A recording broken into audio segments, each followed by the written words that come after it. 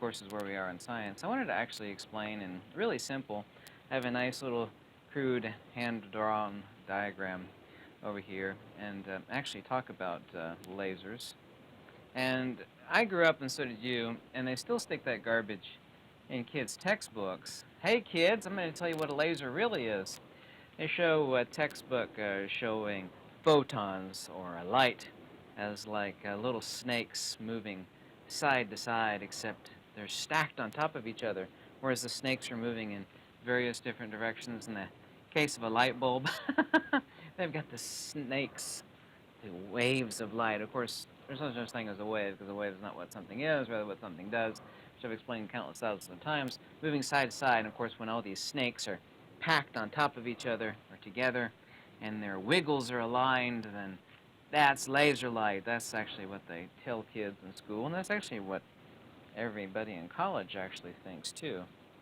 The truth is something a lot more simple than that, and blatantly obvious, because everything is constructive and destructive interference, and all of quantum and general relativity has no idea what light is. They have 1,000 suppositions about the nature of light, which are wholly inaccurate, that light's an emission, it's a wave or a particle or wave-particle duality, or light has a speed, and a few other things, and all those things are completely incorrect. Let me point out the fact that holography was invented before lasers existed to create these pseudo-lasers, if you will. The Dennis Gabber took light from an ordinary mercury arc lamp and passed it through a pinhole. Mercury's emissions lines, of course, made it nearly monochromatic with a singular frequency, and the pinhole gave it spatial coherence. Yeah, I'd like to show a little simple diagram. It only took me about 5 minutes to draw that, but you could gather a lot from it. And the truth is that in-phase emissions causes the amplification of light, but it actually doesn't cause the coherency of light, because the atoms of the light's so-called emissions, if you will, or the manifestations of what light actually is, which I have countless other videos on, that it's in phase with incoming light that will amplify the light, but the amplification of incoherent light is occurring also, and that doesn't make it coherent. In-phase emissions and lasers don't even create in-phase light in the first place.